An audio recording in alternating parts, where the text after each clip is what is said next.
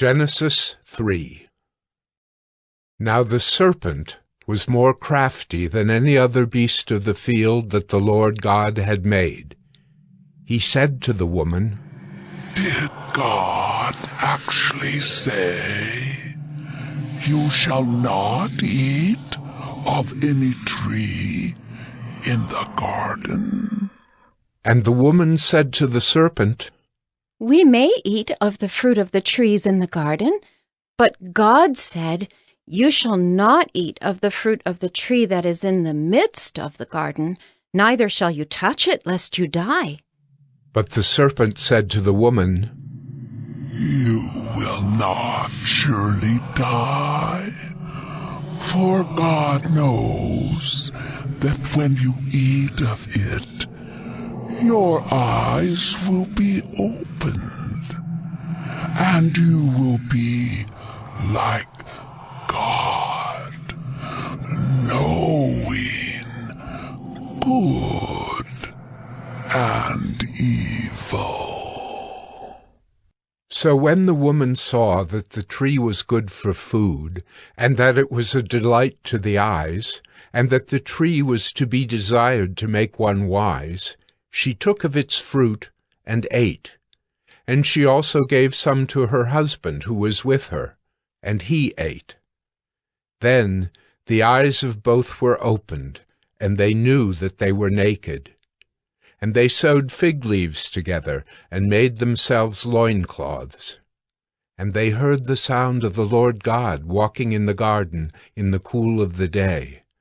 And the man and his wife hid themselves from the presence of the Lord God among the trees of the garden. But the Lord God called to the man and said to him, "Where are you?" And he said, "I heard the sound of you in the garden, and I was afraid, because I was naked, and I hid myself." He said, "Who told you that you were naked?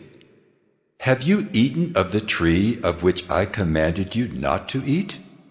The man said, "The woman whom you gave to be with me, she gave me fruit of the tree, and I ate." Then the Lord God said to the woman, "What is this that you have done?" The woman said, "The serpent deceived me, and I ate." The Lord God said to the serpent, "Because you have done this, cursed are you above all livestock, and above all beasts of the field.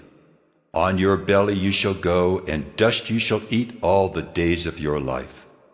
I will put enmity between you and the woman, and between your offspring and her offspring. He shall bruise your head, and you shall bruise his heel." To the woman he said, "I will surely multiply your pain in childbearing.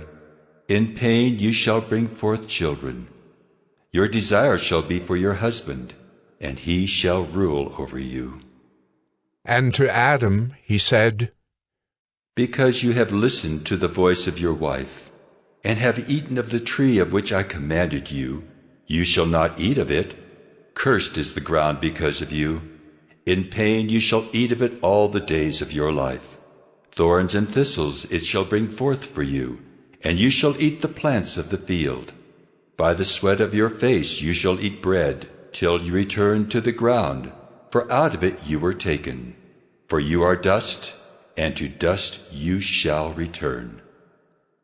The man called his wife's name Eve, because she was the mother of all living.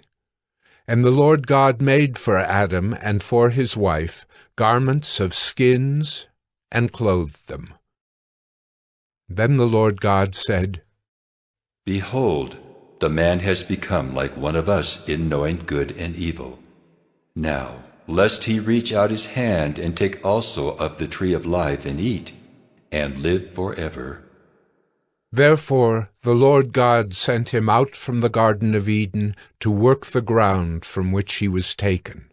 He drove out the man, and at the east of the Garden of Eden he placed the cherubim and a flaming sword that turned every way to guard the way to the tree of life.